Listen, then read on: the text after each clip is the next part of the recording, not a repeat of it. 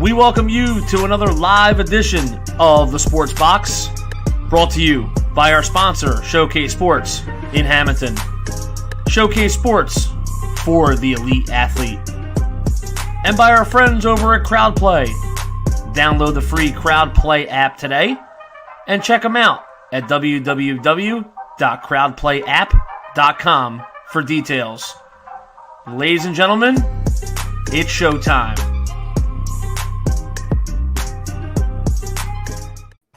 Well, good evening, everybody, and welcome to the highly opinionated show. Again on Tuesday night, I am Hamilton Mike Galletta, along with my partner in crime, Brian, the Ranger Attard. Yes, folks, it is 1 week away from the NFL draft. We have some great coverage for you. And tonight we will do the Cowboys and possibly the Atlanta Falcons. But maybe who else to join us tonight to talk about the Dallas Cowboys when it is Sports Box host Tony Quigley. What's up, Tony? What's up, gentlemen? Always glad to be a guest of the original highly opinionated show, the stalwart of the Sports Box Network. The nation knows you from Wednesday nights, but you're popping in on Tuesdays to talk a little Dallas Cowboys with us. One of your favorite topics, as we know. Absolutely, one of mine as well. So it'll be a fun. I do work every night, bro. Don't worry about that, buddy. Tuesday, Wednesday, every Thursday, night. Friday, whatever you need, I'm here for you. The Iron Man of the Sports Box. Attaboy. Before we get started, Brian, I want to give him a little rundown on who our sponsors. Listen, we are nothing if not promoters of those who promote us. Dave Birnbaum, ReMax Community, looking to buy, sell, or rent in a hot real estate market in South Jersey. Dave is your guy. Give him a call. His number is on the Sports Box page. If you then need to get some sporting equipment because you just came to a new town and need to sign up for Little League, stop by Showcase Sports, 12th Street in Hamilton, soon to be moving to the White Horse Pike. Let them know that we sent you. They'll take good care of you. And, of course, our friends over at CrowdPlay, download the app, use code THEBOX at sign up, get 10 free points. You'll appreciate it when you stay at 10 for 6 months like me. Nice. So we got to roll down with the Dallas Cowboys with two guys on the show that know the Cowboys, but we're going to talk to Tony because Tony knows a little bit more than Brian. I don't. That's absolutely 100% correct. I don't even a million. That's correct. I'm not even close. So I guess I will start off since Brian's fumbling a little bit over there. But no, go ahead. So in the offseason, I guess the big story, Tony, was the Dak Prescott signing. People said it was, a little overpaid. Probably should have signed him. I want to get your thoughts on the whole Dak Prescott thing. Should they, shouldn't they have? Well, what's your opinion on it? Well, listen, what the Cowboys were able to do with that re-signing Dak Prescott is probably the best move of the offseason. I mean, if you look at how they were able to sign their franchise quarterback and still not get killed by the cap. Now, I know Brian has a huge differentiating opinion on this, but my view is I was never a big Dak Prescott fan. I have acknowledged that he has improved over the years and he's gotten better, and especially in this environment in the NFL where offense is pretty much the key. When you say if you're going to take the opinion where signing Dak Prescott was a bad decision, you have to give me an alternative to what you're looking for. So a cap-friendly deal for Dak Prescott. And let's give Jerry and Will McKay and Steven a lot more credit, because what you want to do is they kind of set the precedent for what everybody else in the NFL started doing with how they structured Dak's contract. Mm-hmm. So big thank you to the Jones family from the rest of the NFL. So as much as the Cowboys are hating on, the rest of the league needs, and the fan bases need to kind of appreciate what they've been doing. And, so it's a great move. They really didn't have any other alternative. I mean, trading for Deshaun Watson, I don't know how to massage parlors in Dallas compared to Houston. So, I mean, obviously that wasn't the best move to make. And then, what else are you going to do? Sam Darnold, sell the future for, try to get up for Trevor Lawrence or Zach Wilson. It's just not it. Rest of Dallas's roster is in win now mode. So you need to go out and you need to do the best thing for you to win now. Tom Brady wasn't coming to Dallas. Aaron Rodgers, you're not prying him down to Dallas either. So the best thing to do is what they did, and that's sign Dak Prescott into a team-friendly contract. The problem that I have with him primarily is I feel as though if you look at every team in the league with a roster of 52 without the quarterback, it's hard to say that the Cowboys aren't a phenomenal spot for anybody where you have that kind of offensive support with still an above average. It's not at its peak, but still an above average offensive line.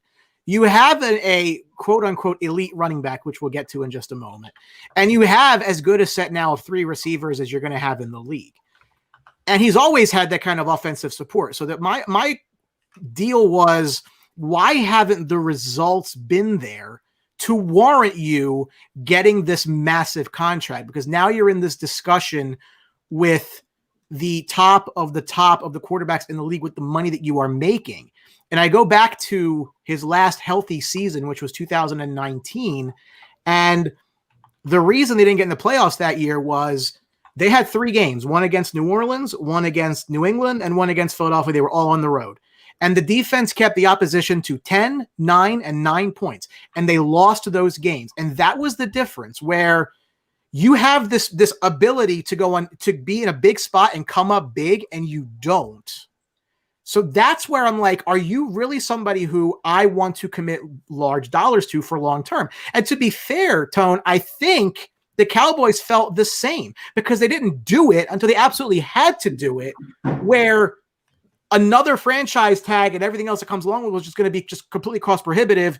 And to his credit, Dak did structure the deal the best way possible for the team. I'll give him full credit for that. Mm-hmm.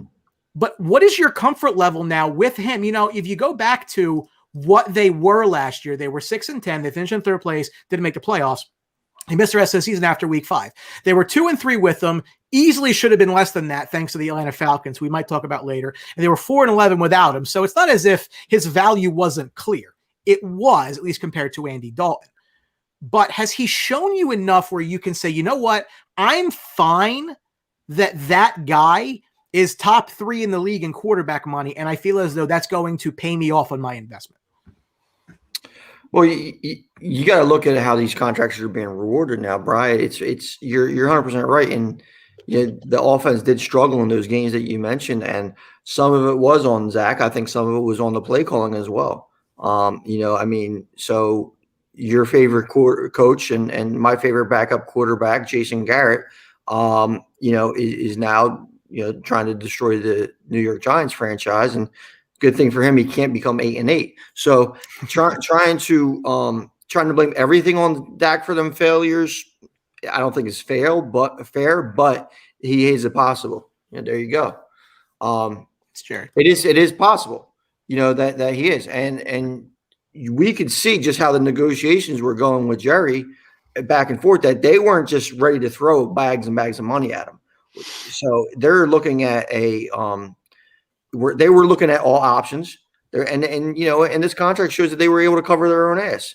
And I think that Dak getting hurt last year, which it was a gruesome injury, but it really wasn't the worst injury that could happen. I mean, it's something that's easily recoverable. Mm-hmm. So when you're talking about it, you have to throw that factor in there. So when he gets hurt last year, and the Cowboys flounder, as they did, but it wasn't all because of him. I mean, they were getting destroyed. At least they were scoring some points, but they were still giving up a ton of points. So, coaching on defense last year was a mess and everything. But the Joneses family and the Cowboys' commitment to them not spending on Dak Prescott, that was key. And it was key. And I think there's pause for the concern, but that goes back to what I said earlier. What is our other option? So if they let Dak walk, what's being the quarterback for this team? That's this roster of 52 and is going to improve at number 10 and through the draft, because they have a nice selection of draft picks. Who's going to bring them there? You bring back Andy Dalton and give him the keys? I don't think anybody would be happy with that. So I think, by the time this contract really gets out of hand, I think it's 3 years, you have $45 million. Hopefully, it's pretty much predicted that the NFL salary cap is going to be through the roof by then. So it's not a place that's hurting for money, and it's not an organization that's hurting for money. And these people that are harping on, these Dak haters that are mad about the cash. Who cares about the cash? That's not our cash. I mean, that's the people just did this hate for no reason. No, the salary cap's a salary cap. So, I mean, I can lay my head and say, look, at least it's not going to destroy them until hopefully the cap is higher and they can absorb it. So, all things considered, it ended up as good as it's going to end up. I just don't know and feel confident. it's one of those things, Quig, where if you weren't winning when this guy was making $600,000, it's kind of hard to say that now all of a sudden he's making $40 million, that with $39 million less to work with, all of a sudden the results are going to magically change. And I just felt that. You're right about that, Brian. I mean, but that's the thing. It's like, okay, what's the other option? I understand that point. I get they would somebody be starting over. Like, I'm not. And to their credit, right? If it's just 3 years and then he walks after the 3 years, maybe you're at a spot where your team is starting over anyway. So maybe it's as short term as it is. The Cowboys have other issues at other positions that they're overpaying, like Zach we mentioned earlier and stuff like that. I mean, that's pretty pressing. I mean, if they didn't have those issues and then they had some more flexibility to go out and get a Russell Wilson or get somebody else, I'd be all for it. But we don't know what those deals were that were on the table for Wilson or for Watson or any other quarterback they were looking at. So, I mean, obviously this is something that they were able to do, and I think it was a brilliant move. I mean, they not killing their salary cap for the next 2 years, and which is really the window that the Cowboys have, and what any franchise really should be building for is next year and the year after. So, going post Dak, when Dak went down with that gruesome injury that we all saw, Andy Dalton came in, struggled mightily, I think at times near the end, kind of to pick it up a little bit. But I think a lot of it was the offensive line and the injuries that they had. They really, really suffered the entire year with that. Do you think, Tony, with the year off that they had from the time they ended the season until they open up, is it going to be enough that this line can get back to some kind of semblance to protect Dak, or are they going to need to draft some guys in the draft and kind of plug them in and kind of, see if that works out? Easy answer is both. I mean, yeah, their offensive line fell apart, and I think that's more of a key than anything besides that getting hurt. I mean, and the struggles of Zeke were because of the offensive line. The failures of Andy Dalton, that was pretty much directly attributed to the offensive line. I mean, if that offensive line was healthy, they probably would have won the NFC East, which isn't saying much. But La'el Collins is back healthy, looking phenomenal. Ty Smith back healthy, looking phenomenal. You have Zach Martin, who's an All-Pro. I mean, so with those three guys back, you have instantly one of the best lines in the NFL. Taylor Brasden at center, Connor Williams and McGovern, they're going to look at the guard spot. But I believe the Cowboys are definitely going to be looking to address the offensive line in the draft. Some people, I think, it might have been Kuiper or Mortensen or something, came on and said that's a sneaky need for the Cowboys' offensive line. I don't think it's a sneaky need at all. Number one need. If you've seen anything in the NFL last year, it is what teams were healthy on the offensive line, because Cowboys fell apart. Cincinnati Bengals, who looked like they were scoring some points, they fell apart before Burrow got hurt. Eagles fell apart, for a number of issues. And then, it was highlighted more than anything else, and that's in the Super Bowl when the Kansas City Chiefs couldn't block anybody because their top two offensive linemen were out. So, I mean, you have to address the offensive line, and but there is some positivity there, because you do have these guys looking healthy. So it's very promising. Well, I'm glad you bring up the offensive line. Not I'm going to necessarily touch on them right now, but it has a direct correlation to the running backs, Elliott versus Pollard. So Zeke did not have 1,000 yards last year. And at various points throughout the season, especially as far as holding on to the ball, Pollard played better. Pollard looked like the better runner, better yards per carry, smaller sample, just be fully disclosure there. The question starts to come around now with a team that is spending the kind of money that they're spending on a select number of players. How long do we see Ezekiel Elliott wearing the Dallas Star? And then also, can a guy like a Tony Pollard be a number one guy if Zeke is not there? I mean, I don't think you really have too much worried about having Zeke disappear, because who the hell's going to trade for him at this point? I mean, it's classic. We know, Brian, I know me and you, I mean, we sat in Mike Galletta's basement and talked about that we didn't want Zeke. We wanted Jalen Ramsey. We don't want to draft a running back that high, blah, blah, blah. I mean, every time we're talking about Zeke, we bring this up. And it's just true. So is there going to be really a team that's going to trade for him? I mean, you look at Kansas City, made it to the Super Bowl, no real running back because, washed up Le'Veon Bell. Our boy Clyde Edwards-Helaire, non-existent. On the other side, you have playoff Lenny Fournette, Ronald Jones. I mean, you can't go throughout the playoffs and really find these running backs that are impacting the game. I mean, Derrick Henry had a phenomenal year, but at the end of the day, they were out real quick, So no team is going to say, okay, we're one piece away. We need Zach Elliott, and especially at the money that they're paying him. So when you take that into account, Zach's going to be there as long until they could cut him, which I think it's 2 years away, where the cap hit doesn't really hurt you. Now going back to Tony Pollard. Tony Pollard has a nice little burst. He looks good in spots, opening. I mean, can he be a number one? Absolutely. I mean, he has that. He's more, he has that more combo back look to him. Ideally, he's that change of pace guy and everything like that. But when he went out, when Zeke's been out, I mean, Pollard has been able to fill in no problem. But I just don't think it's realistic, Defensive side of the ball, Tony. We talk about the secondary for Dallas. I think is probably the stronger point for the Cowboys. Do you see any other position on the defensive side of the ball where the Cowboys struggled last year and need to improve this year? Linebacker. I mean, they definitely had this. They definitely struggled at linebacker, cornerback, safety. I mean, they've struggled, pretty much throughout the board. I think their defensive ends, were able to get at the quarterback. Now, Alden Smith's gone, and we see what happened with him. Yeah, he's having some fun in Seattle or wherever he's at. But the defense last year, and we've discussed this before as well, is, I mean, it was just a bad time to have a bad plan, and it was a snowball effect. You had Mike Nolan, who has, last time he was in the NFL as a defensive coordinator, he didn't have much success. His defenses were ranked towards the bottom.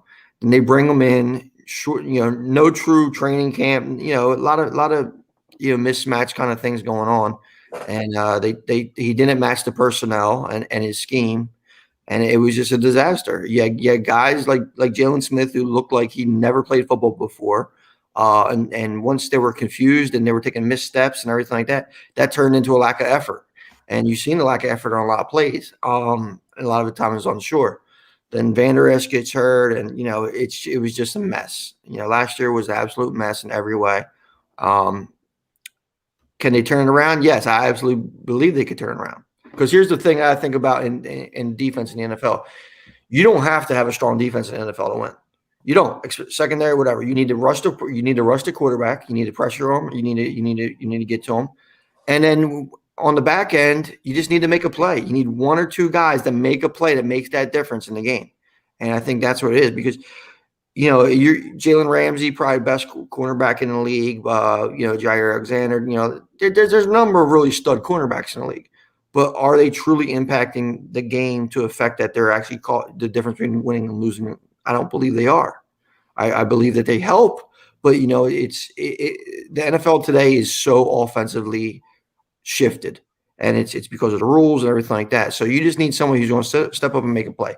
Dan Quinn's defense is going to allow that. Now let's see if he's implementing it and if he can get the personnel to match. You mentioned Dan Quinn. I'm going to stick with the coaching side of things. I happen to agree their defense will be better, addition by subtraction, by the fact that Mike Nolan was given a one-way ticket out of town. And I think that move in and of itself is going to improve the defense. I didn't necessarily need it to overhaul the talent. I think it was a talent issue. It's not that dissimilar from the defense they had 2 years ago, which, while it wasn't elite, it wasn't what it was last year. It was middle of the road, did fine for a team with offensive talent. So I think that they'll be okay. But at the end of the day, the guy that hired Nolan was Mike McCarthy. So you kind of have to hold his feet to the fire a little bit. If you look back at, year one in review, I know that, in talking about the results that we saw, you and I were like, I mean, did we get rid of Jason Garrett for this? And are you at all surprised that he was retained for year two? I mean, should he have gotten year two? Is he on the hot seat this early, given the fact that he didn't really have a full training camp last year and may not this year, the way things are going? Well, I give them credit in the regards that they recognize the error in Mike Nolan immediately and addressed it. I mean, we've seen in the past that there's been errors made and people refuse to address them. And I think that what they at least did was address how bad the defense was. I did not like what I saw out of McCarthy for probably 75% of the season. Some of the decisions he made, just going for on fourth down, very questionable play calling, very questionable decision making. It really didn't pan out. I mean, speaking of Falcons later on, I mean, they, that onside kick and everything like that, that's, kind of saved them for even, having a worse season. So, I mean, when you look at what McCarthy done, it wasn't, I can't see too many things that were impressive. So you don't hire a head coach and fire him in that environment that quick, but at least I'll give him credit for getting rid of Nolan where the true problem was, and Mike McCarthy fired him, and, he's going to be better off. And you have to love bringing in Quinn, No, I was a fan of the move. The only reason I asked that question, though, is because, like you said, that their window is not really that long. So you kind of want to make sure your best foot is forward now. So, I mean, again, I was want to give them next year too, but I'm if they don't make the playoffs this year, I mean, I really got to consider, saying that was a mistake as well. The hiring of McCarthy as a mistake? Yeah, I mean, last year, I don't know if any head coach saves that team. So we'll have to take it. We'll have to see what plays out this year. If they flounder this year, and if they're under the guise of just looking like the Keystone Cops and just it's a horrible mistake as far as the hiring. Getting rid of Garrett, I definitely wasn't a mistake, but and Mike McCarthy's the hiring at the time was a little peculiar. We did have guys, Havermel, who tell us how much we would love Mike McCarthy and all this kind of stuff. And I didn't see it last year as far as the love affair. So trust me, I would be more than willing and ready to get rid of him. So Tony, my last question to you is kind of a two-part question. One is with the Ezekiel Elliott running back there, and he got, I mean, like Brian said, he didn't get 1,000 yards this year, but he definitely got beat up this year with the offensive line issues that they had. Do you think that kind of hurt him, set him back a little bit further in the way of the durability going long-term with Ezekiel Elliott? And the other question is, will Michael Gallup be here after next year? Because I think he's up for a contract next year. So will he be here? Is that a guy who might be gone after next year? Well, I mean, it's I don't know which way you want me to address here first, but as far as Zeke got beat up last year. I mean, every year you're in the NFL as a running back and you're getting carries, you're getting beat up. I mean, he didn't get beat up like Gruden beats up his running backs. Josh Jacobs has some help out there now, but he got beat up. Style play, took some big hits, was banged up. But at the same time, I'm gonna question his fortitude a little bit, as far as like how much he wanted to be in some of those games, and especially when they were faltering. So, I mean, you're paying him a big money and you're just wearing him out, and you're putting some bad miles. I mean, when you're playing your high paid running back in a season where you don't realistically have a shot to make the playoffs or realistically have a shot to really win anything, I mean, all you're doing is adding mileage on them. I mean, hey, we talk about basketball terms a lot of time, load management. Guys sitting out because they're healthy because they want to be able to, be ready for when it counts. Maybe so that could have been something that Zach did last year. I know it's not, it's a little more frowned upon and everything like that, but there was no reason for him to be out there behind that offensive line, and Dak didn't get hurt because of the offensive line, but he was going to get his brains beat in. So I had no problem with seeing Andy Dalton go out there and playing crash test dummy or anybody else that they threw behind that line. As far as Gallup is concerned, he's going to be the odd man out. Yeah, you have to think that unless Cooper really regress, but he has a pretty good relationship with Dak Prescott, so I can't see that happening.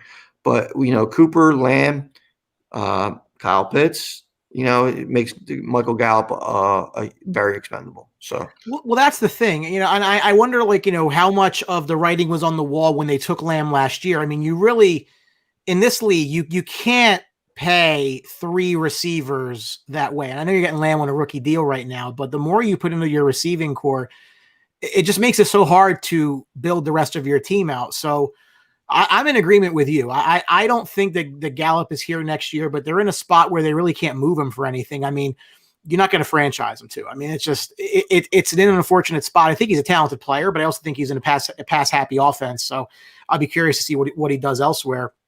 He's not like a guy I have to keep, especially knowing that they have CeeDee Lamb, who should have gone a lot higher than he did last year in the draft that was there. But I'm not going to get into the draft just yet, but you mentioned a sneaky need. It's not a sneaky need. It's a big need because that offensive line is getting older and older. And that was the strength of that team going back years, going back to the Romo years. I mean, look, they made star players out of Marion Barber and DeMarco Murray. And like we talk about, these guys are not highly drafted players. These were guys that came out of nowhere. I think they were both 4th round picks. My memory serves me right. So it wasn't as if these were elite guys that they brought in, but those lines made them very, very, very good. And, Smith is getting up there in age. He is no longer, healthy. I mean, he's missed significant time now. Nope. Like, is this something that, and we talk about windows. I mean, if this thing falls apart, that's really going to affect their window in a big way. Well, yeah, absolutely. I mean, when you look at guys, like Zach Martin, absolute stud. Lyle Collins, who they stole him in gift, in fake gun charges. He wasn't even drafted. Ty Smith is getting up there in age. So yeah, I mean, it's I don't feel it's a sneaky need. I think it's a huge need, and I think if you look at what they're trying to do, I mean, they've addressed it. They haven't really addressed it as far as anything significant in free agency or anything like that, but they've viewed it as a need. They've constantly said how good Smith and Collins have looked. Obviously, Zach is Zach. The sudden retirement of Travis Frederick. I mean, if Travis Frederick doesn't retire like that, you're not really looking at too much of a need in the offensive line because they'll be able to find at least one guy that could go in there, and whether it's Connor Williams or whoever, that's where you're looking at the differences. So yeah, offensive line is definitely needed. I think that more and more people, are addressing that and throughout the NFL. You better have some guys up there that can block. Yeah. Yeah. So, I mean, that's all I have, Brian. All right. Well, obviously, knowing it's my team, I do have a little bit more, Mike. So you can chime in as well. DeMarcus Lawrence. So the sack numbers have fallen absolutely off a cliff since the ink dried on his $105 million deal. He had 14.5 and 10.5. Then he got a contract. Then it dropped to 5 and 6.5. Now, I guess my first question is, do you regret that? Like, is that one of those things that is going to preclude them from building out the rest of their team because they overpaid this guy? But at the same time, the last couple of years, he's been doubled. And whether it was Robert Quinn the year before or Aldon Smith last year, the guy on the other side was still able to get to the quarterback. So wherever the sacks are coming from doesn't really matter.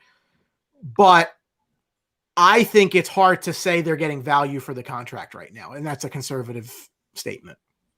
Value for the contract. Yeah. I mean, you could, what last year I'm throwing out for Lawrence. You have to.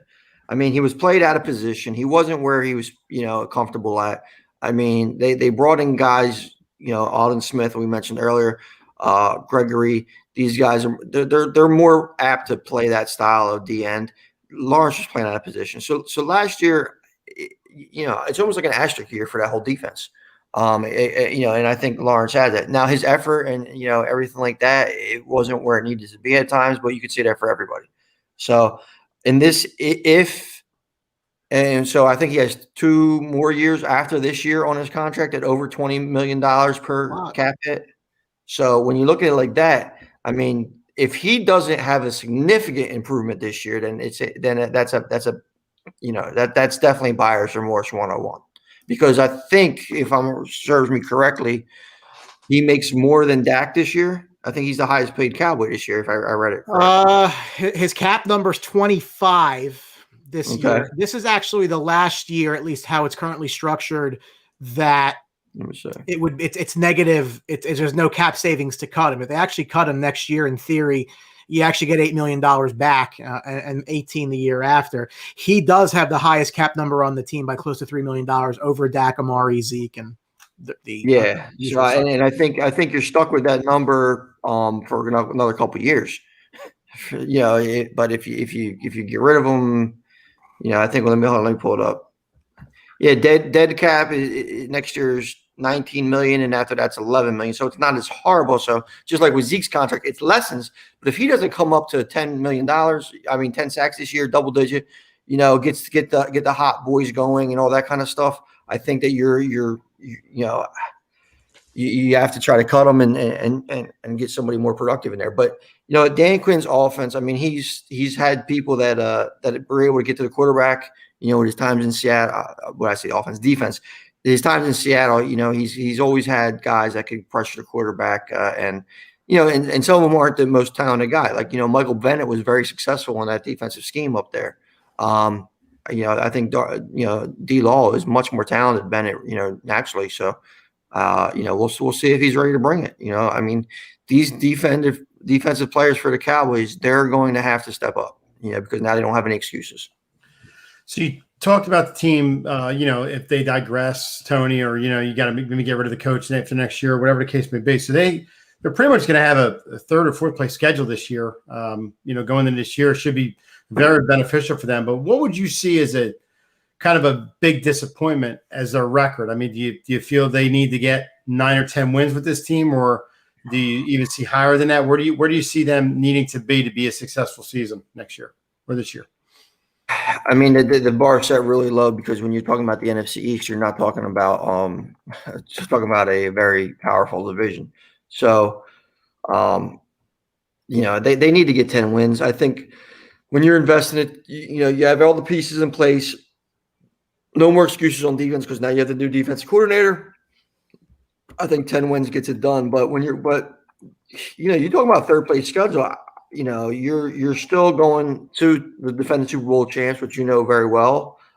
Still going to Kansas City. Chargers are improving. They're at the New Orleans Saints, which I don't even know who's going to be their quarterback. But from 1 to 10, and especially on the defensive side of the ball, they're a good team. Plus, when you're playing in the division, you got to kind of figure out, we'll probably split in the division, with most of the teams. It's very hard to sweep your division.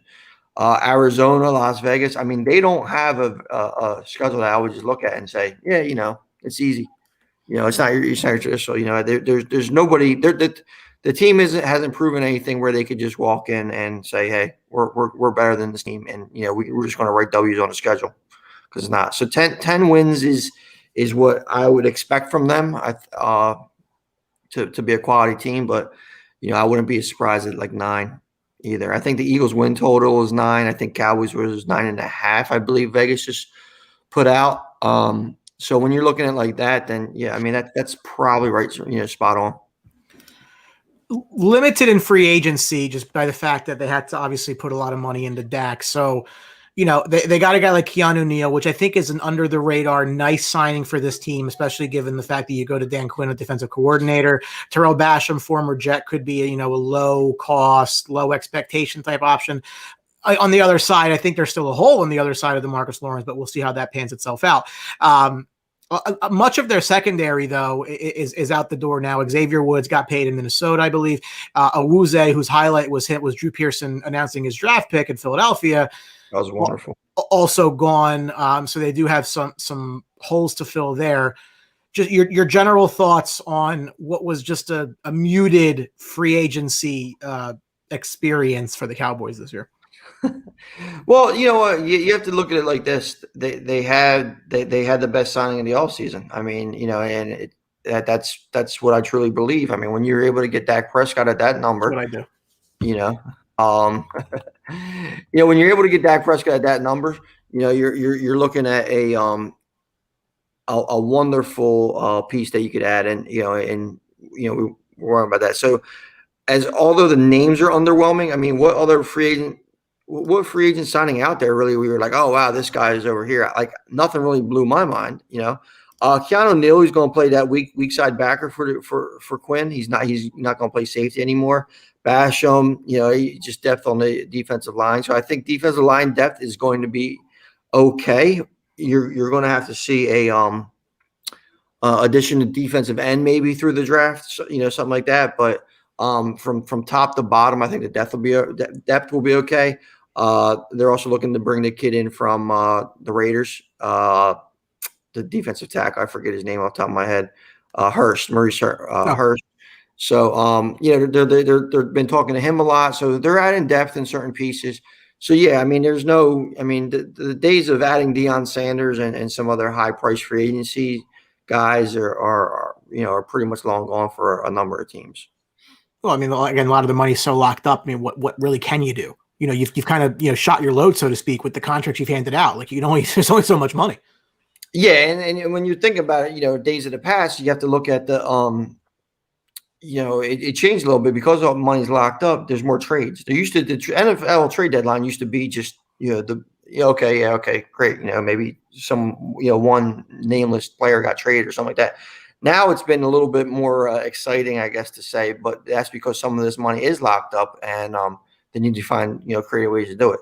But yes, they lose Awuzie, they lose Xavier Woods. I'm trying to think. I mean, but when they Anthony Brown's back, they were able to re-sign Jordan Lewis, who I think is a little underrated.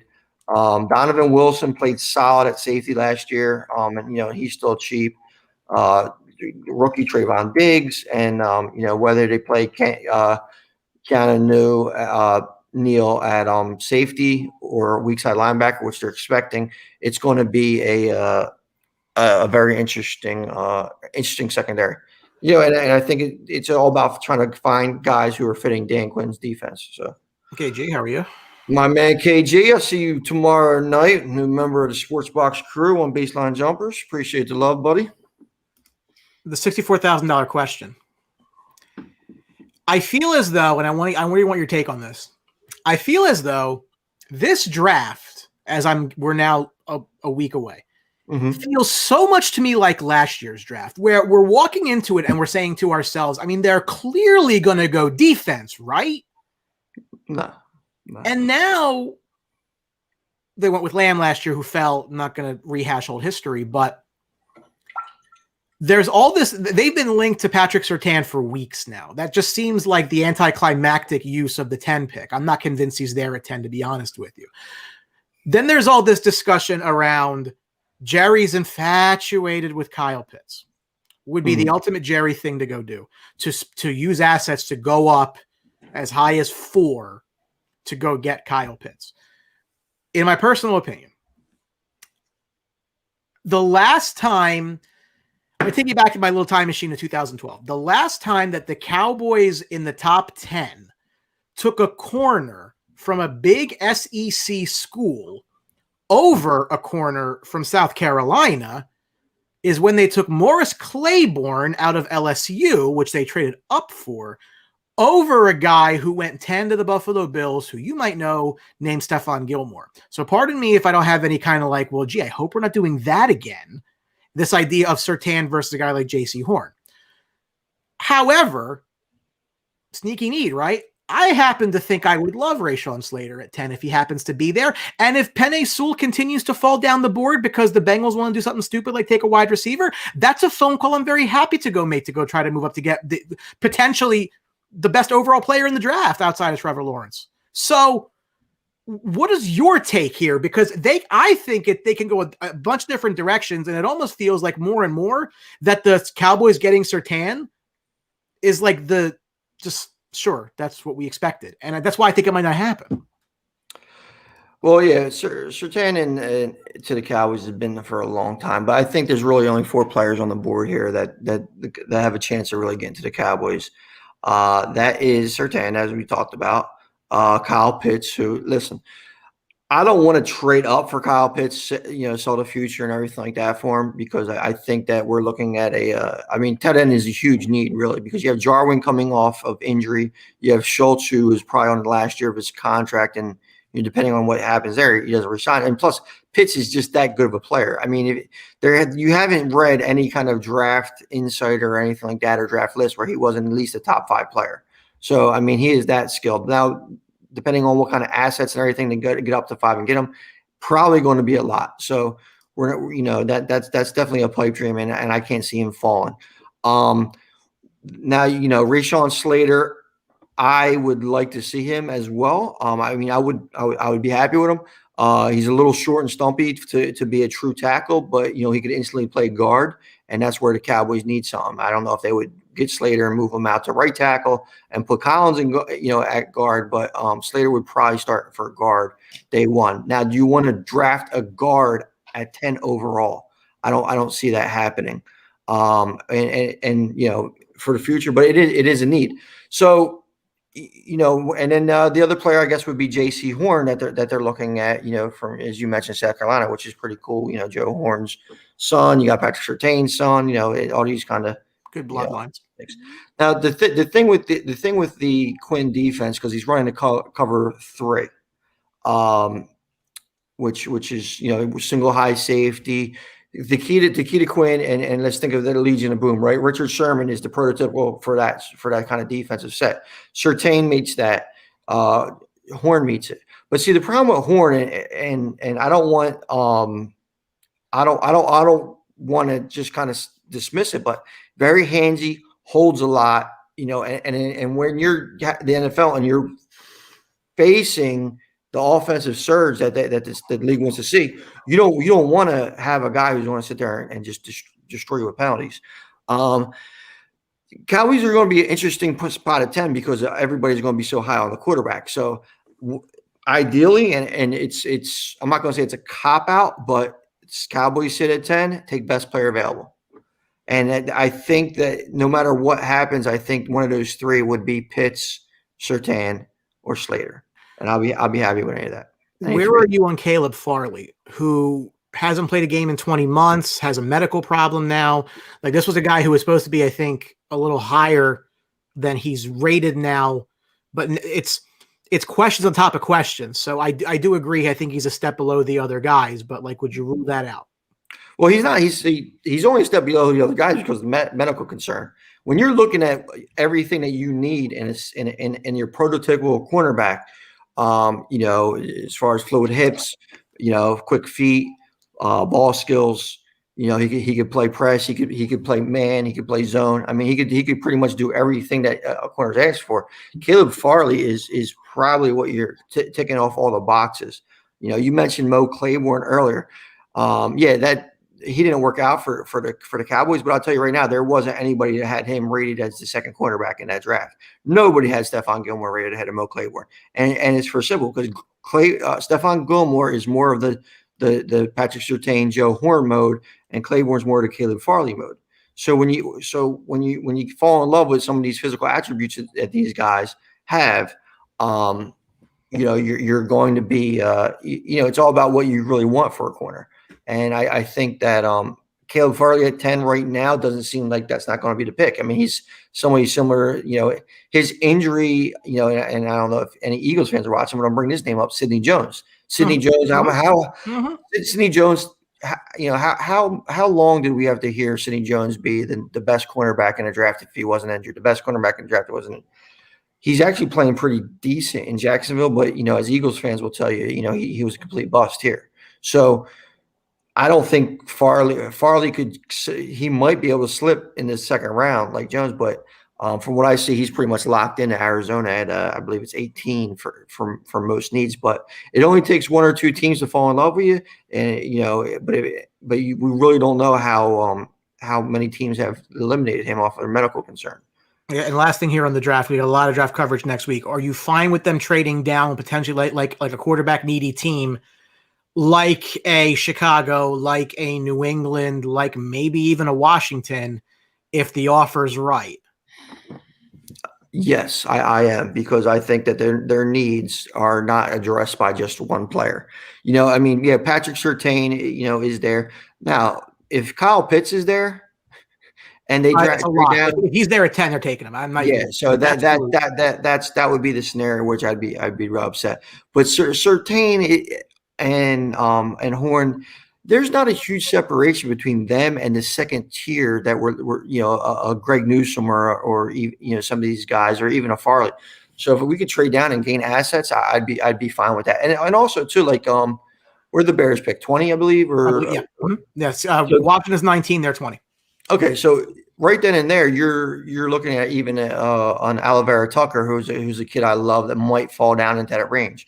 So and he is your play tackle, can play guard, your Swiss Army knife, and he has a little bit more measurables than you could see than overdrafting the Slater. So I would rather have the additional assets in a Tucker or additional assets and one of the other cornerbacks. I wouldn't mind if they trade down and were able to grab Farley. I mean, it's a risk, I'd be willing to take. And even if you want to go back into like Eric Campbell from Georgia, or the kid from Syracuse, who they have what the Cowboys are running. They have a strict model now of what they're looking for in a cornerback. And that's that Richard Sherman mold, that they don't really need that speed burner, but it's need somebody with a good wingspan and stuff like that, and that's what they're looking at. But and plus defensive end, I mean, is a need. I mean, we could go on and on with the draft needs, but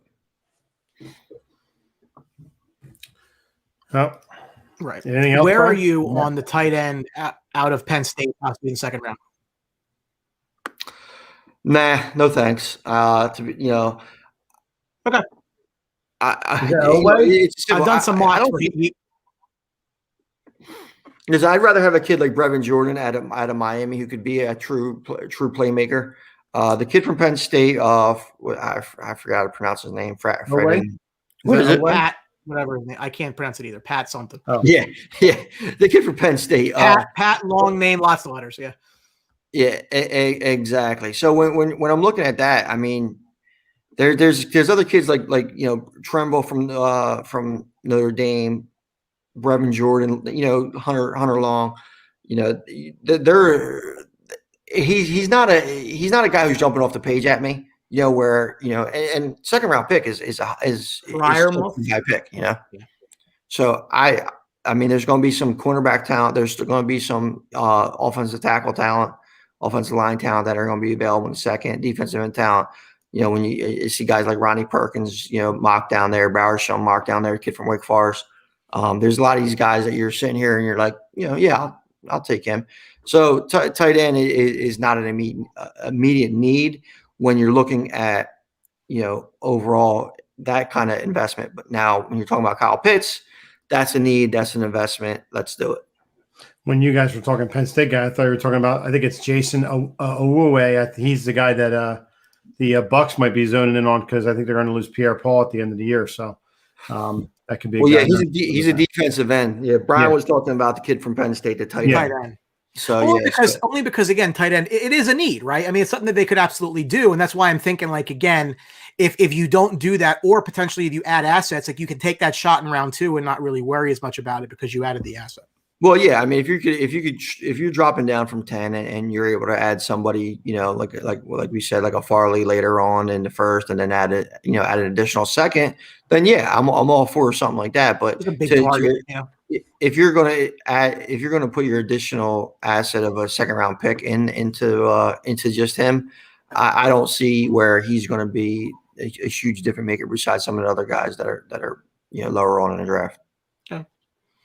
Mike, we just put you through about 45 minutes of Cowboys talk. Do you have anything to add to the conversation? That's fine. You guys are rolling right along. I mean, you obviously know the Cowboys more than me. No, it's always great to have two guys on here, two minds that you guys know the Cowboys like you do.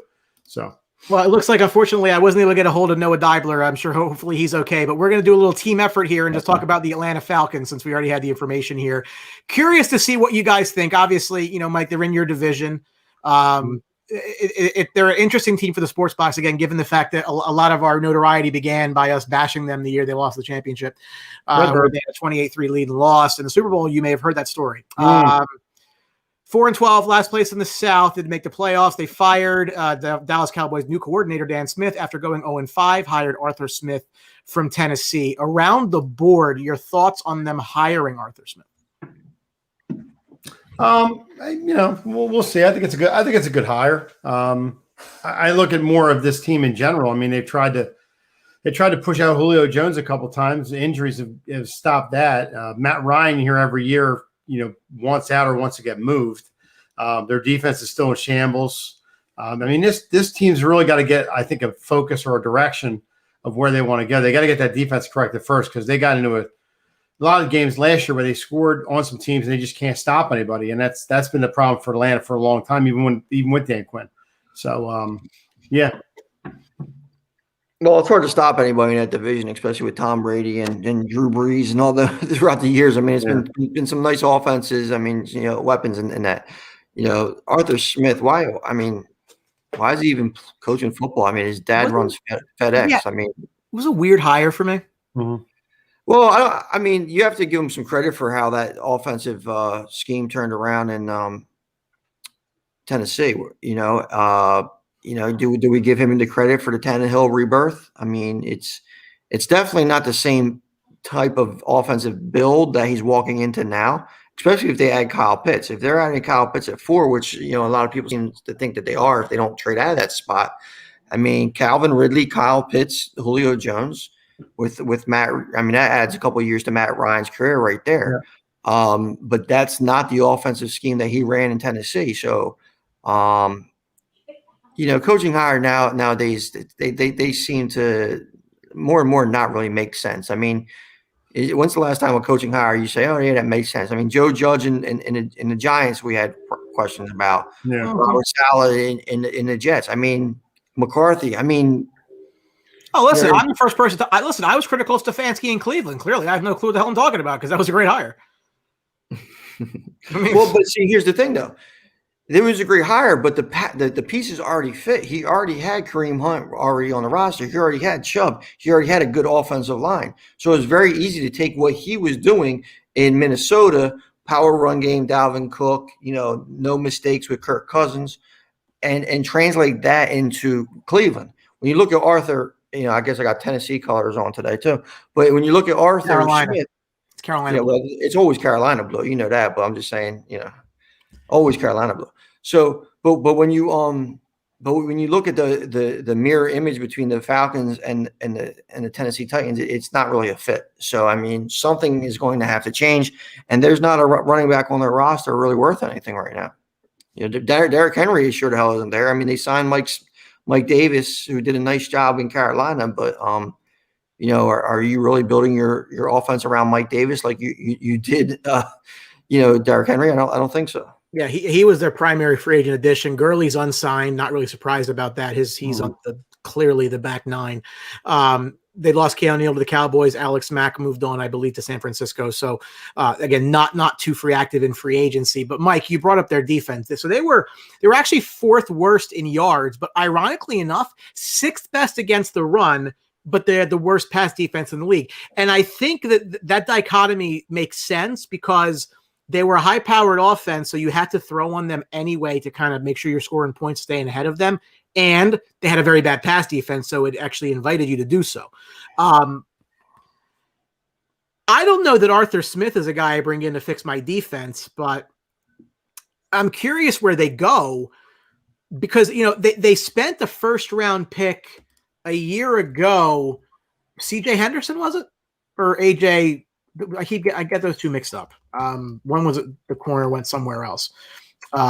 They took AJ Terrell at 16, the pick the Eagles should have moved up to get CeeDee Lamb and chose not to. Out of Clemson, not a very good year, clearly, because their pass defense was terrible. Like, is this something they have to go? And we're going to talk about 4 in a minute, so I don't want to necessarily jump ahead of that. But is this fixable with coaching, or is this a talent problem?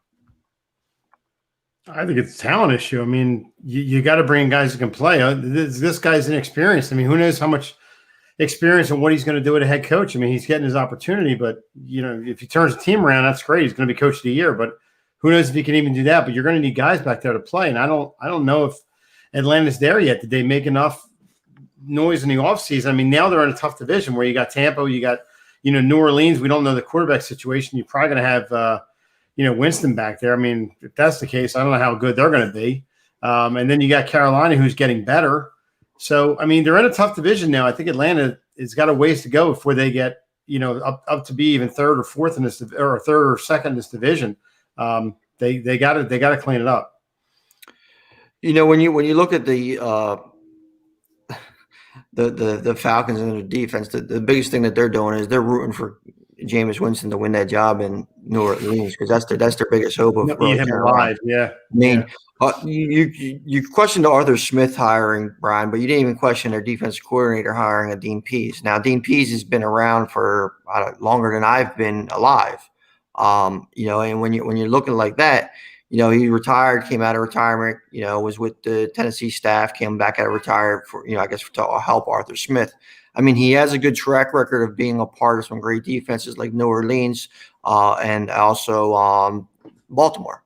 So if he could bring those intangibles to the Falcons, I mean, yeah, that's going to help them. But I don't really see how the current roster is going to be able to even compare to, stopping any of them guys. And if I'm, even Sam Darnold, with Christian McCaffrey and these guys, I mean, playing in that NFC South isn't a fun division to play defense in. I mean, thankfully Drew Brees is retired, but you still got guys like Kamara and Slam Boy and these weapons out there that you have to stop every week, and it's not going to be fun. It's not like it's a NFC East that you have to scheme for, They're in a weird spot as a franchise because, usually new coaches, new regimes, new quarterbacks, but they're contractually obligated. I mean, Matt Ryan, Julio Jones are signed through 2023. They got at least this year before some of the dead money starts to open up. They're in the red if they cut him right now. Ryan's 36, Jones is 32. In your guys' opinion, should they be trying to take a couple last hurrah with this group?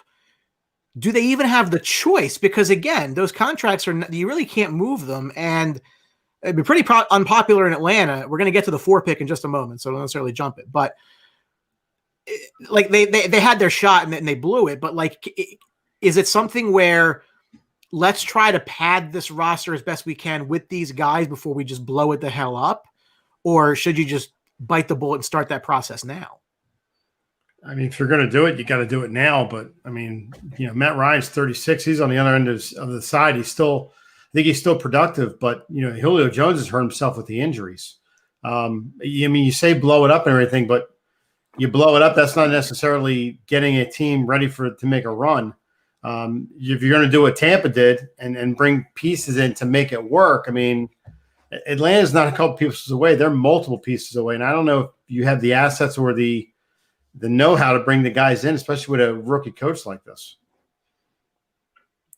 Well, it all boils down to really the commitment to the ownership and the head coach, what the ownership is providing with Arthur Smith and his direction, because if you're a first-year coach and you're coming in, you have Matt Ryan, you have Julio Jones, and yeah, they're on their back ends of their careers. But at the same time, if you go and you take Justin Fields at 4, or you take Trey Lance at 4, and they don't pan out, your career as an NFL head coach in Atlanta is over very, very quickly.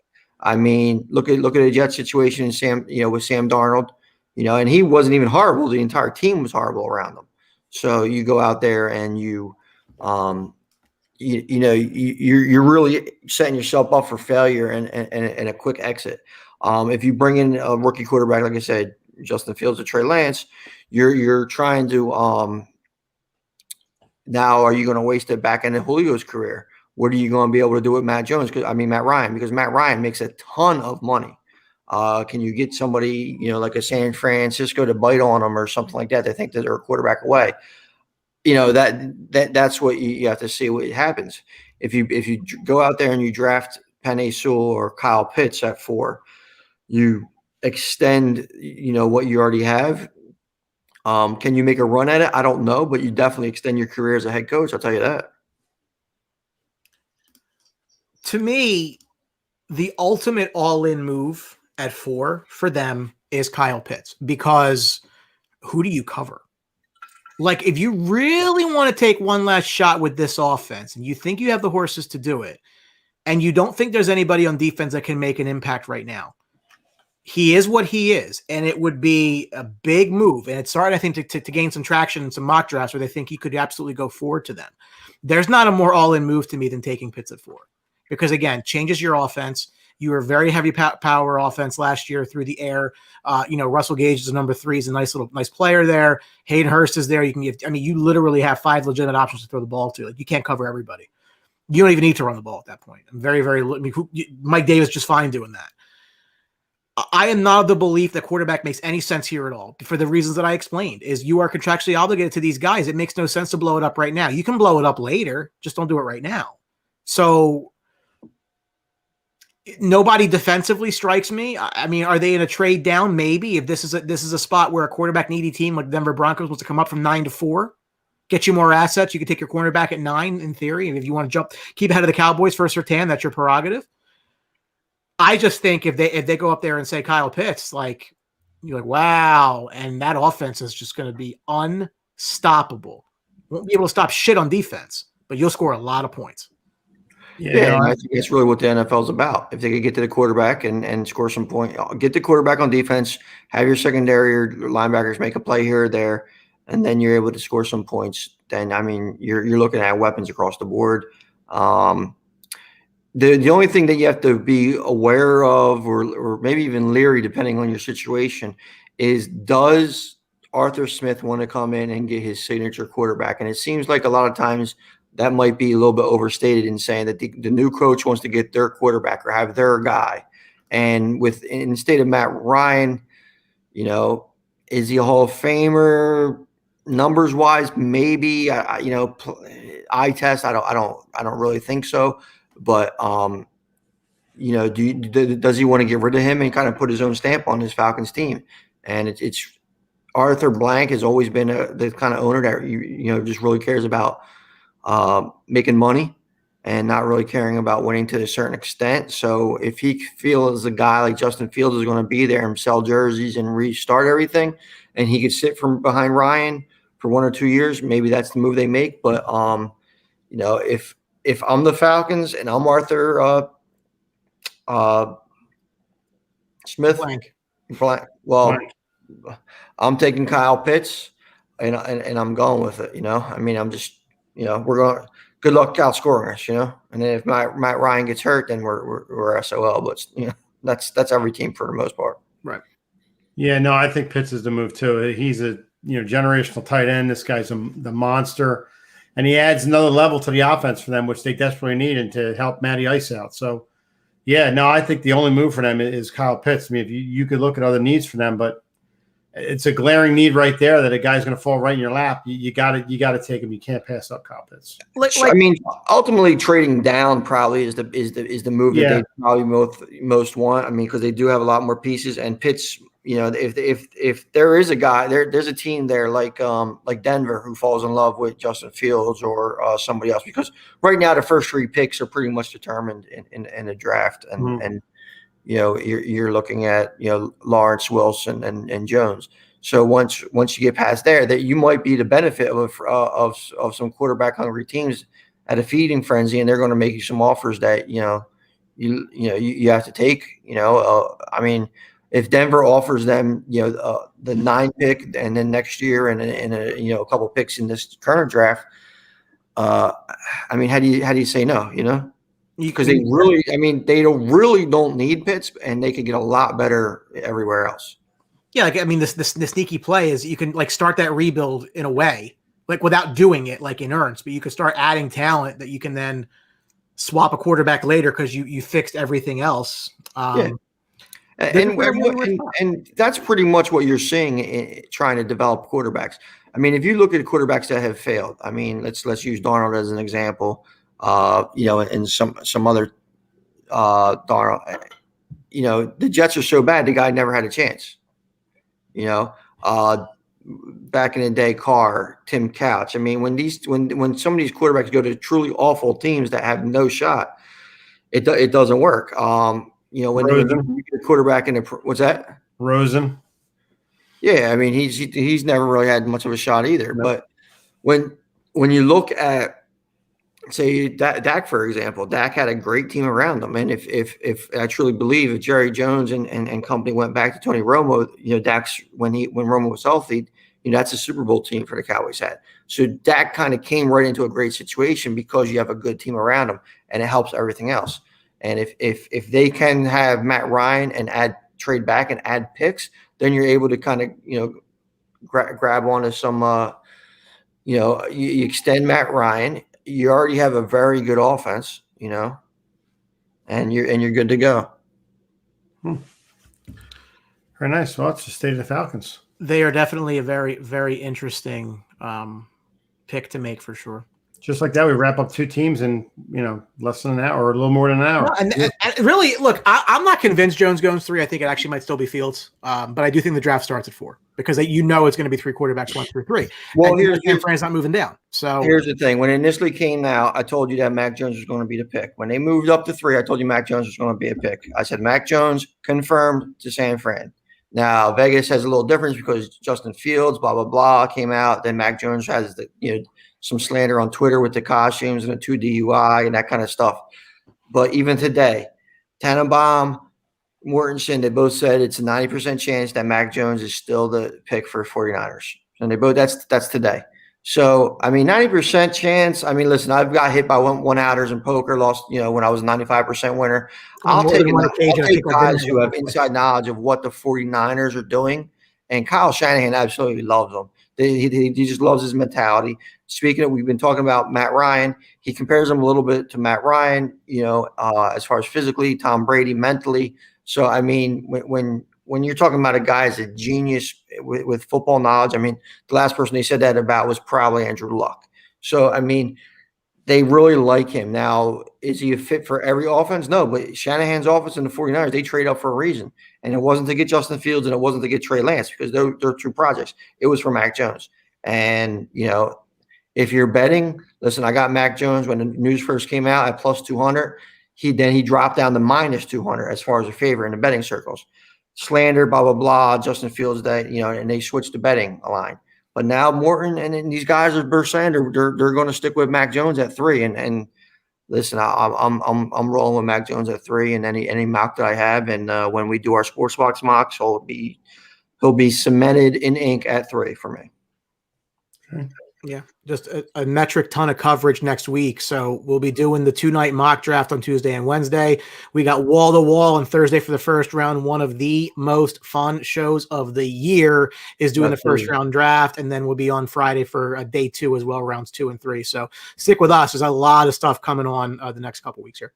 Tony, thanks for getting on with us, helping us out, not only with the Cowboys, but with the Falcons as well. So appreciate it. Thanks for pitching. No problem. I'll talk about whatever team you want, He's versatile, Mike. Very nice. He is. In any situation. That's why we have him. So, Tony, thanks, pal. I appreciate it. KG wants to get in on the draft show. I don't have a problem with that, Kev.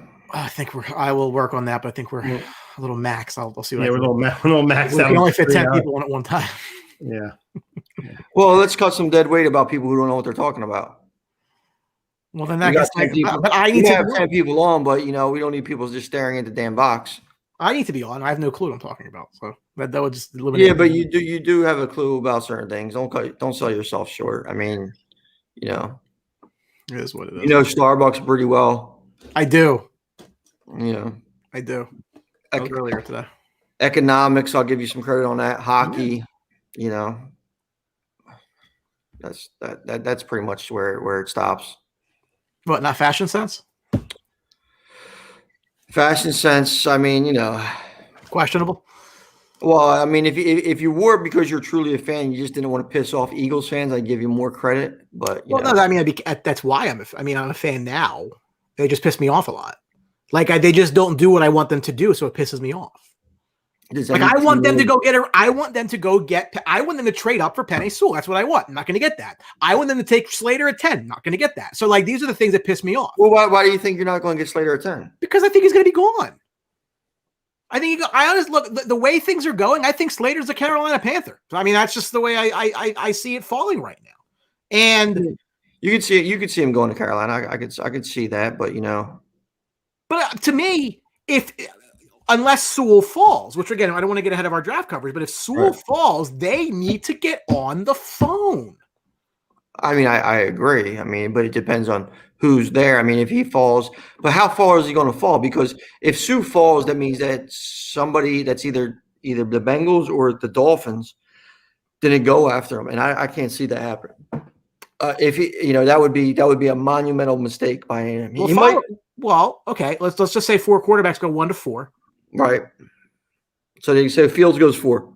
5 is Jamar Chase, which I can't seem to shake that thought. And Pitts goes 6. Now we're at 7. Now we're at Detroit. Detroit is definitely a trade back candidate. Mm-hmm. So my commercial's running on MSG Network. All I'm saying, that's a call that I want to make. That is a call. What do you need for me to go from 10 to 7 to get, again, who should be a top 2, top 3 pick in this draft? Yeah, and let's not that forget changes things for a long does have some time. ammunition because they do have some compensatory picks from the NFL from the year before. So, I mean, when you're looking at it like that, then you're I mean, it wouldn't be too bad. And if there is a quarterback out there, like a team is looking to go get Trey Lance, I could see teams trading up to get them, like a New England to come up and jump into that Detroit spot for Lance. So, I'm very confident that Dallas will be able to get one of 3 players, which is either Pitts, Surtain, or Slater. We will see. It's just going to bother me. This is why you got to tune in next week. It's going to be interesting. We're going to get all. It's going to bother me, dude, because my mindset. They should have just lost a bunch of games last year. It just pisses me off because you had every opportunity, and and I'll sit here and say this again: the 49ers are dumb because you just could have lost 3 games that you had no business winning anyway. In a year everybody was hurt, you could get the 3 pick on your own and keep next 2 years ones. You did it to yourself. Yeah, I mean, but football isn't a. I get it, but it's just too tough. Just stupid. It's just stupid. Yeah, I mean, when you're out there, and right, don't be surprised if somebody goes ahead of Slater too, though. If there's somebody that surprises to kind of jumps up out of there, because like I said, Slater, he's short. He has short arms. He on tape and everything like that. He looks like a phenomenal tackle. But when you actually look at his measurables, I mean, 6-ish, 3, short arms. I don't know. There's some in between. They love his technique. They love, his playing style. But the physical aspects of him. That's why we had some clown, and I forget who it was, called him a beast. And when comparing him to Penei Sewell, I mean, when you're off the bus, that doesn't even compare. I mean, it won't be a wide receiver, right? Sorry about the little sneeze. Yeah, that would be fun. Another wide receiver. It won't be a wide receiver. I guess that's the only thing I can think solid. Yeah, I think it'll be a receiver. Now, who did you have on talking about the Eagles? You had Hess on talking about the Eagles, right? Yeah. And what was his take? Is he one of these idiots that are set on the wide receiver? I believe that's the direction that he was going. That I don't know if it was Devontae Smith or not. It might be Jalen Waddle. I don't know if he thinks Smith's. And I'm sure I'll bring this up next week. But how many teams who've picked wide receivers in back-to-back first rounds are successful? Sure. Can we name? Can you think of anybody besides the Calvin Johnson, Roy Williams? I'm sorry, Calvin Johnson, Charles Rogers, Mike Williams. No, I listen. I made the point too. I said, look, you've now used 2 top 57 picks on wide receivers 2 years in a row. The problem that you have is you can identify talent, and you can identify what you need, you just can't identify talent to fill it. And that's their thing. We did talk Bucks, Kevin. That was a Mike Galletta production. Although I don't know if Kevin's seen the Vita Vey video. Oh, there it is. Go ahead, bring it out. Kevin, Kevin, have you seen? If you say no, I'll put it on right now. Kevin, have you seen the Sports Box production of the Vita Vey pick? I don't think he has. I'm going to let him respond. I will let him respond. And there's a slight delay. What I said about the Eagles was, if this is a year I'm going to throw away anyway, I'm going to stick J-Jaw and Rager out there and say, listen, you guys just what do you have? Because if not, you're getting cut next year. Listen, it's not Rager's fault. Let's stop that. I mean, the kid hasn't been horrible. I mean, you're not really, you know. There it is. No. It's right there. All right. So, let's bring this on. Sports Box production. Hold on. 3 You know, minutes. I don't think I've been on this long with Mike Galletta and haven't mentioned the Tom Brady gaffe, but No, this is good though. This is good. Enjoy this. It's 3 minutes of fun. The Bucs are staying here, taking the defensive back. I'm telling you, they're not moving down. I'm telling you, it'd probably be smart for them to move down, but I just hope they get Fitzpatrick and not Derwin James. The only thing that could happen is that they move down and think they can get Fitzpatrick. Is that they can move down and get Fitzpatrick.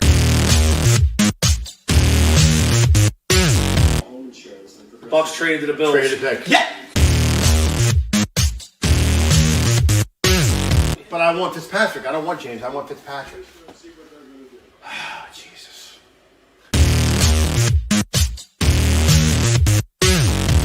Edmonds.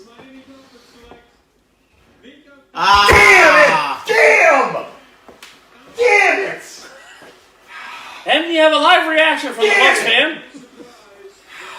Manny, one pick away. You kidding me?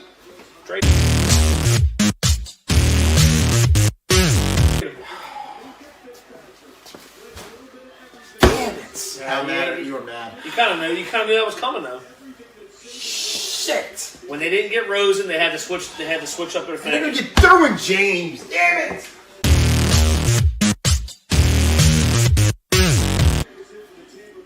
Dude, listen. They're There's taking somebody the with a tackle. parrot hat on. Is this is your fan base? I'm just letting you know. There's somebody with a goddamn parrot hat on. So they traded back to 12 to take a lineman. Oh God! Don't say that, please. You might be good just for like reaction purposes. This is Derwin James. Whoa! Look at him! Wow! Oh my God! Oh my God! Wait, we already broke 6 chairs, so that might be Oh my another one. God! Are you kidding me? Oh my God! Yo, I'm fire! Yo, man, says fire the cannons. That's what Paul says. Oh my God! Fire the cannons. Oh my God! I can't. Oh He's my happy. God. At least Mike. At least he's happy. He's playing for him. Oh my God! I'm gonna throw up. I don't. He's kind of off camera right now. Look, He's really not happy. Call it what it is. He's still the best D tackle in the draft. I mean, you can say. Yep. Are you all right? Good? You okay? He's so mad. Why are you mad? They got the worst secondary in the league. They got 2 guys there sitting there. They weren't gonna give his back. You gotta get Derwin James. Yeah. I'm gonna start changing. Let's see. I'm gonna have to change allegiance soon. I can't deal with this anymore.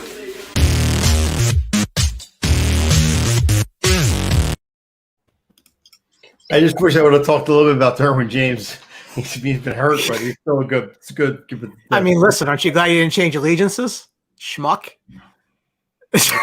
Yeah, and as KT points out about the Vita Bay pick, listen, Vita Bay, he was one of the, in the playoff run, he was phenomenal. I mean, he was absolutely a monster. And if you see what they were saying out of Tampa for them, last year, during the playoffs, I mean, he was one of the best players, one of the best D linemen. I think Pro Football Focus had him rated top 5. Well, they also just got by with their secondary. Their secondary was horrible at the time. So yeah, no, got you're the right guys in. So, and I know you're a Florida State fan, and Kevin's a Florida State fan. Mm-hmm. You guys both wanted Derwin James, and I think Derwin James is he's a phenomenal player. I mean, listen, what he's going to do out in the secondary in San Diego. I mean, unfortunately, he was hurt, but I mean, you're going to see some special things coming from them. So, he's got to stay healthy. That's the issue with him right now. He's got to stay healthy. Well, Vita Bay was probably banged up last year too for a long run. So, I mean, It was a win-win situation for both of you, but you got the Super Bowl, so All's well that ends well, right? What do you care? that is true. Didn't know that then. So, again, Tony, thank you for joining us. We appreciate it, and thank you for watching another edition of Highly Opinionated, where we gave you the Cowboys and Falcons like we always do. So it's a beautiful thing.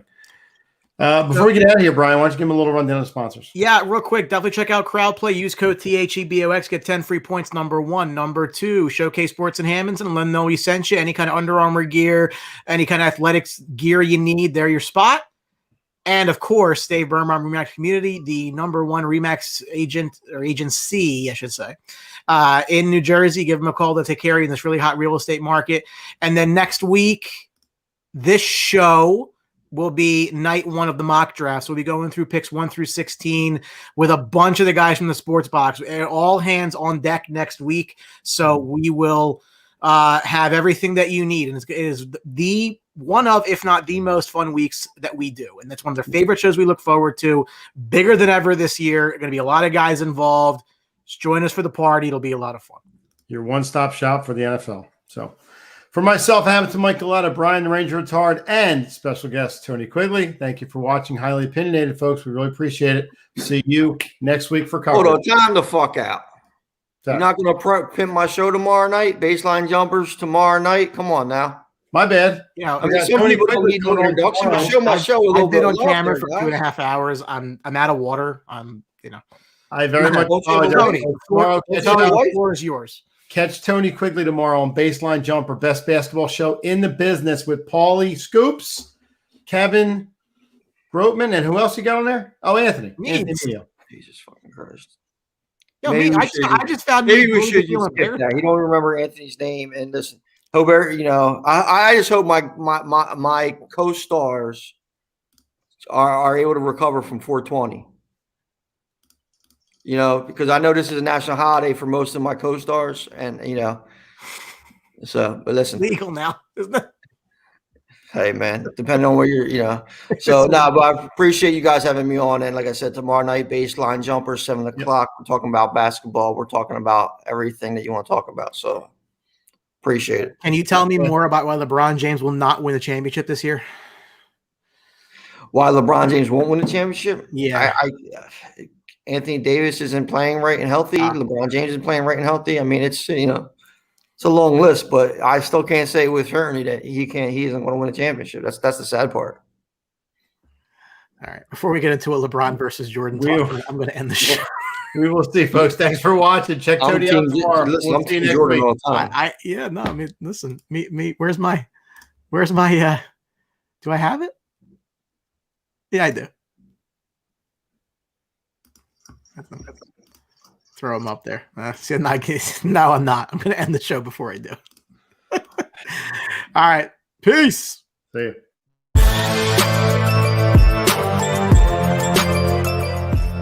Thank you for watching this episode of the Highly Opinionated Show on the Sports Box. Please remember to follow us on all of our social media outlets. On Facebook at SportsBox Show, Twitter at SportsBox Show, Instagram at The SportsBox Show.